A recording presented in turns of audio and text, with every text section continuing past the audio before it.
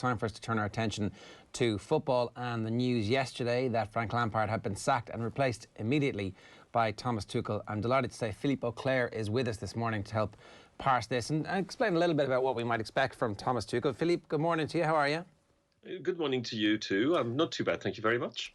Thomas Tuchel was not out of work for a very long time. PSG sacked him just before New Year's Eve, and here we are barely a month later, and already he's got a job.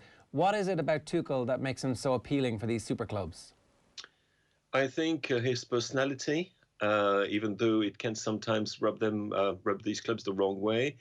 I think his tactical acumen, obviously, and I think despite the way things finished at, in particular, Borussia Dortmund and PSG, his track record, which is excellent in many ways, which is as in capable of dealing with big temperaments, big players, also capable of bringing young players through, and also proposing, when things work, a football of great quality. So, yes, I mean, he's got a very big reputation within the game. He's had it ever since he started his career at Mainz. And to be honest, he's done nothing to disprove those who've believed in him since then, even though, again, things tend to finish in a bit of an awkward way, I would say, in most places where he goes, at a still very young age. It's worth teasing that out a little bit. What happened in Paris? Because people are like, hang on a second, that's the same Paris Saint-Germain team that were just in their first Champions League final like a couple of months ago at this stage. Yeah. So what happened? Well, what happened is that, first of all, PSG is a very strange club and very difficult team to control. Let's say that the players have got a record, a disciplinary record, but not in terms of cause, rather in terms of the way they behave themselves off the pitch. Which is not perhaps the most conducive to high performance. I've tried to be very careful here. And that it's always been thus, and maybe it can only be thus when you've got people like, Dani Alves and Neymar and Verratti and Rabiot and others of that kind.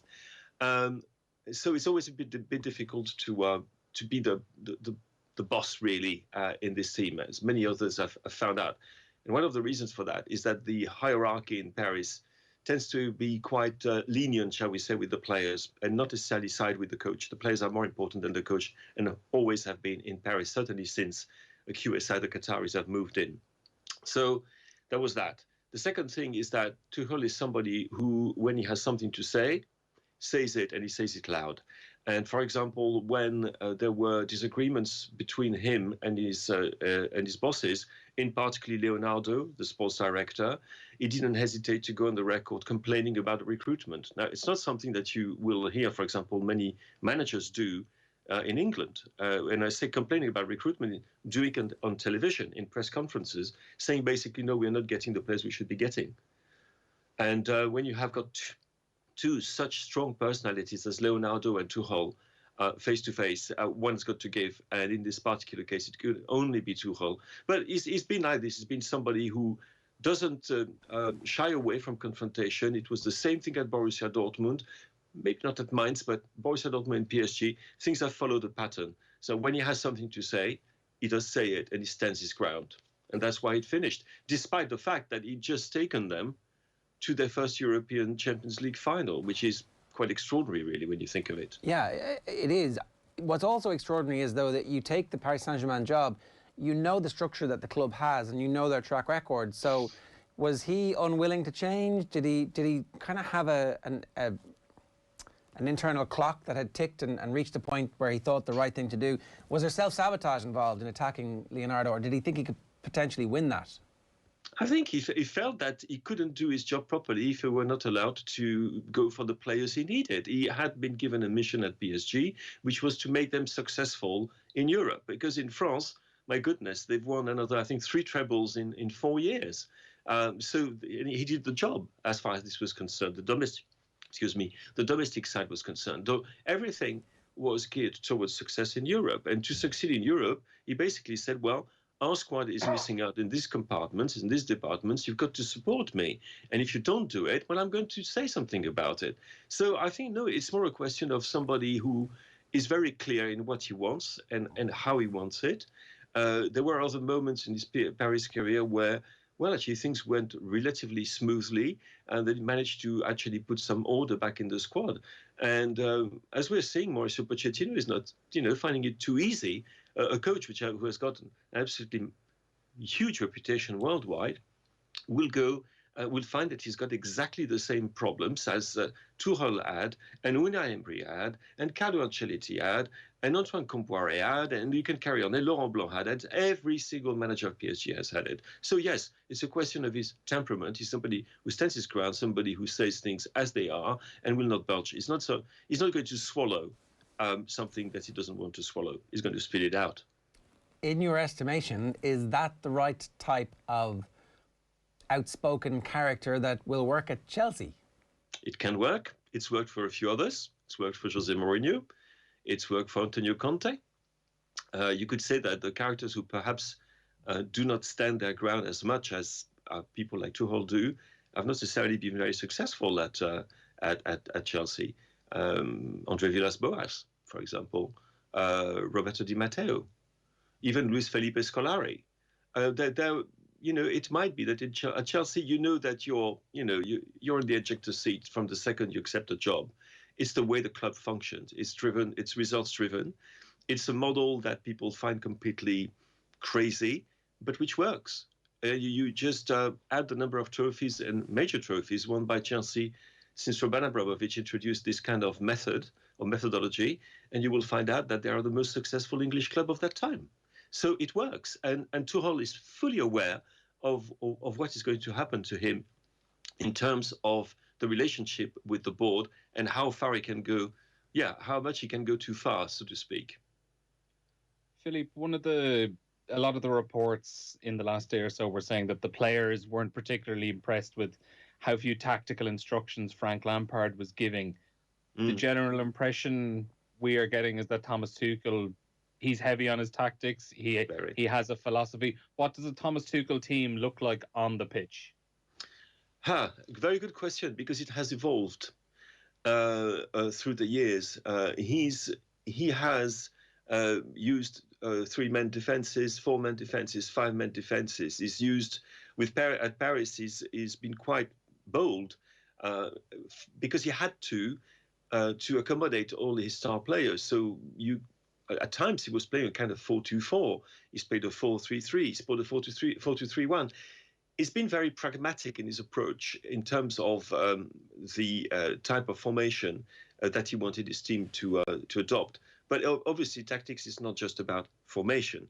Tactics is also about intensity. It's also about pressing and so forth. And in this case, you can expect exactly what you would expect from somebody who is basically of the new German school, somebody who's succeeded Jurgen Klopp at Borussia Dortmund, and somebody who also transformed a struggling Mainz team into a team that actually had a measure of success, comparable success, by using a very energetic, very high intensity, high energy football.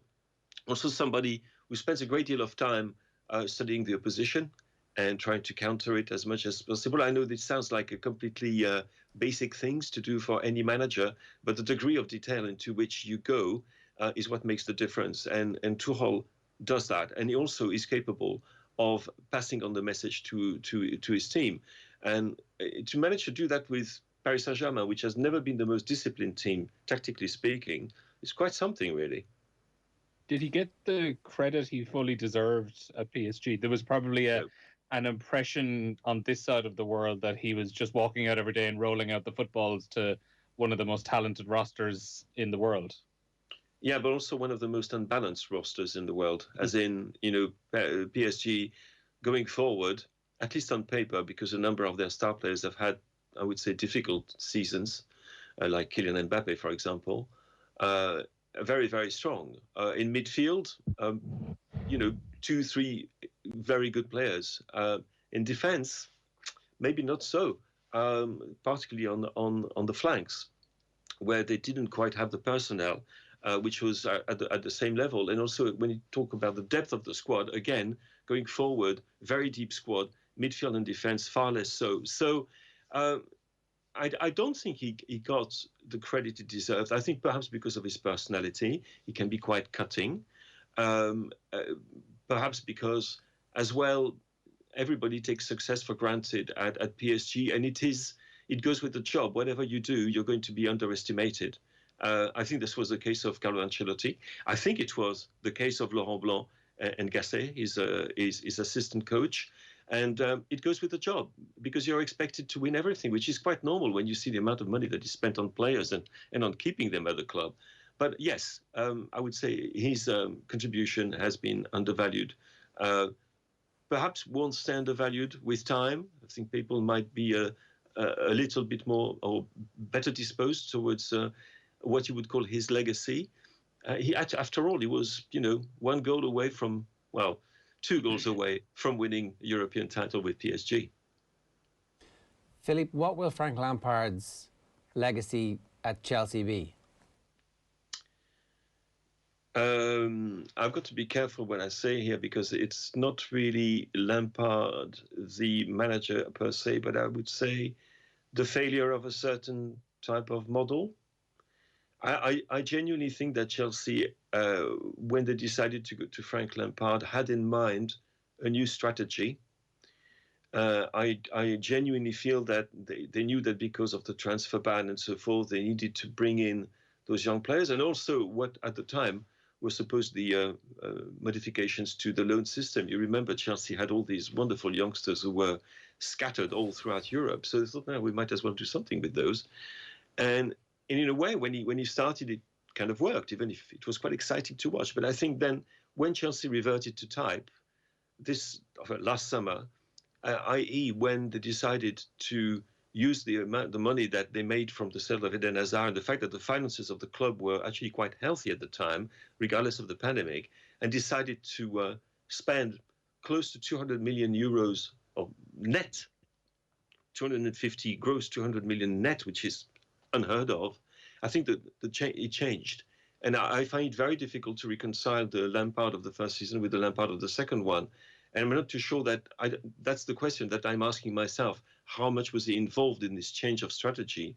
How much was he involved in the idea that the club had to move away from the point of view he had adopted only 12 months beforehand and forget about the Tomori and the Gilmores and the Hudson-Odois, and then bring in all this wonderful talent, which Thomas Tuchel probably, I think, will find easier to explore and to exploit than his predecessor. So we talk about Lampard's legacy. It's not that impressive, really. I mean, points per game, everybody's seen those numbers. I think 1.67. That's pretty poor for a team like Chelsea. Didn't win a single title, in which, he's one of the exceptions in Chelsea's recent history. And people who say he was sacked very early on, well, not really. He lasted 18 months, which in Chelsea terms is, a decent lease or an average one.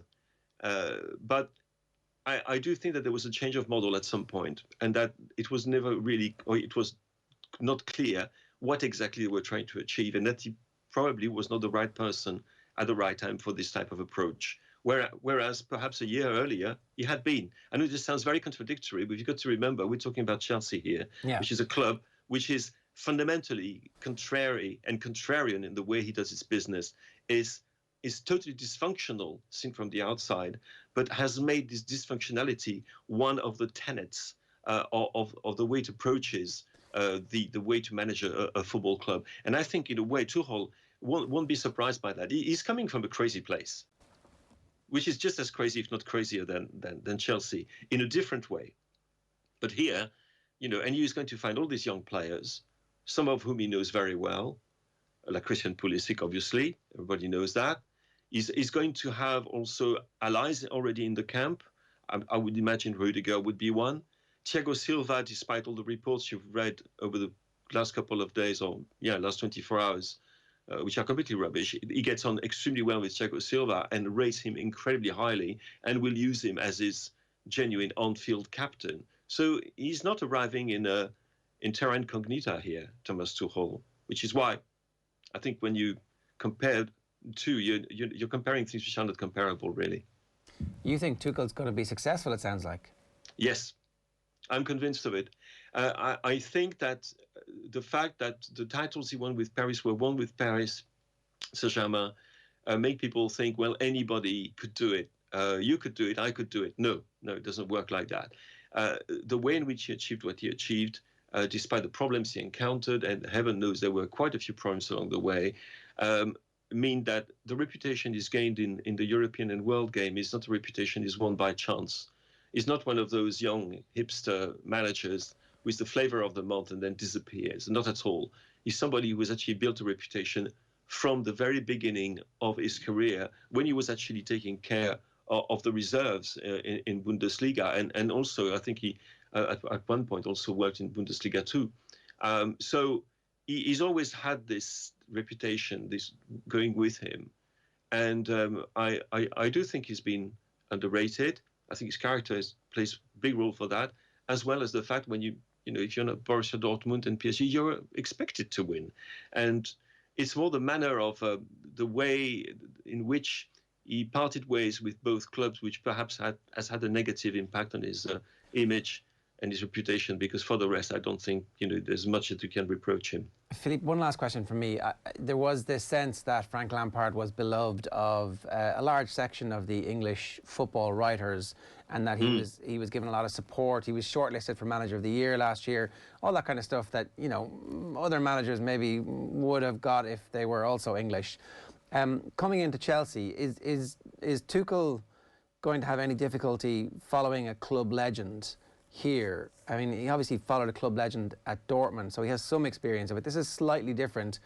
Yes. And he'll have to deal with, as soon as there's a mistake or anything misspoken, it'll be pounced on by a coterie of writers and on the internet from that core English group who want to defend their Frank. I don't think he will care one jot about it. His communication skills are good, by the way. His English is terrific, excellent, as is his French. So he's somebody who's going to be able, first of all, importantly, he's going to be able to communicate with all of his squad in their native language, which is a big advantage. You'll find him actually quite refreshing in the way that they will find him quite refreshing in the way he talks about the game.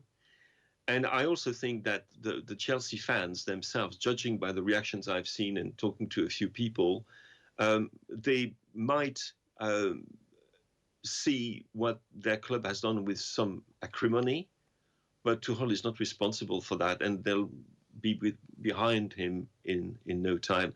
Remember, if you've got, and I'm talking about the fans here, but the fans do matter in this, in the way that the manager is also perceived and portrayed in the media.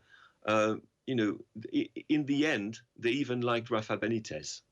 So if Rafa Benitez left with his head held high, I'm sure that Thomas Tuchel won't have too many problems on that side, provided he wins, of course. But that's Chelsea. That's part of that particular game. And as to the media, I think you're talking about a certain segment of the media which is not necessarily the most influential nowadays. Yeah. And it's true that he has, because of his family connections as well, and because perhaps you will hear a few things maybe on television, because a number of people who are now commentating, analyzing, punditing are people who know him extremely well and appreciate him. Not in all cases, but most of them do appreciate him. So yes, I mean, he will always benefit from the kind of plus sign that goes with being English. And I say English, not British, because it's funny, I was thinking to myself about Brendan Rodgers, who is quite clearly the best British manager of his generation. I don't think anybody should have any doubt about that. And the way that he's always had a rough ride in the media. And Frank Lampard hasn't had. Some people are good at managing those, this relationship, managing the contacts they've got. Others are not so good and don't pay too much attention to it. I think Tuchel is somebody who is keen to communicate, is a good communicator, and whom people will find very quickly is not the kind of manager that you can disrespect or talk, disrespect in simply because you quite liked his predecessor and you don't like the way that his predecessor was dealt with. It's not going to happen that way. I think it might have been true like 15 years ago, still not any longer. I think if Brendan Rodgers wins anything, he's going to be British. But as soon as he starts losing, he's going to find out that he's Irish, just like everybody else. He's the Andy Murray of British football management. Yes, that's how that works. Correct. Philippe, au revoir, merci beaucoup. De rien, à bientôt.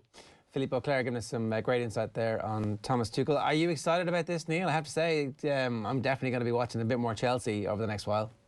Yeah, I'm certainly warming to him. A bit more than I probably had been yesterday morning. Philippe sold him very well, certainly did.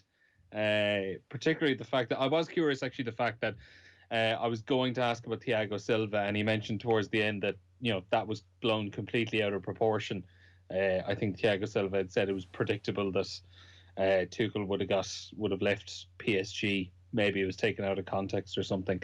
But one thing I can never understand as well is the languages that the managers know. Like, he's saying he's fluent in English, French, and obviously his native language of German as well. But like the sheer work that has to go into all of that. Well, you do it as a kid, and then you keep going. Like, there's good TV. What's the Rosetta Stone? You can stick it in your earphones when you're when you're out walking the dog. These rich people always have lots of dogs, don't they? Yeah, they do. The one last point as well is that he was, he mentioned towards the end the perception that, you or me could manage PSG and win the French title. I could. Never mind your Amazon Prime All or Nothing. They are the documentaries I want to see. One of those big super clubs deciding that, we're going to pull in some randomer off the street. He is going to manage our club for a year. Fly on the wall documentary. I mean, stranger things have happened in world football. It might happen in the Qatar League or something like that. It is 8:40 this morning. If you want to get involved, we'd love to hear from you. 0879 180 180 is the number. Chelsea are and always will be Abramovich's plaything. He's like a spoiled child. He expects instant gratification. The players in PSG are bigger than the club, which is why they get away with poor behaviour, says T on YouTube. I mean, you can give Abramovich whatever you want when you're saying that like he's a spoiled child and expecting instant gratification. As Philippe said, he's won more trophies since he arrived in English football than any of the other clubs, and so therefore you can't say it hasn't been successful. He built a team with his money. They built a team that took on Alex Ferguson's Manchester United and was winning titles up until 3 or 4 years ago as well. They also won a Champions League in that time, which would make them the most successful English team of that generation. Man City haven't won a Champions League. Liverpool have just started to win titles and trophies since Abramovich has been there. So, right.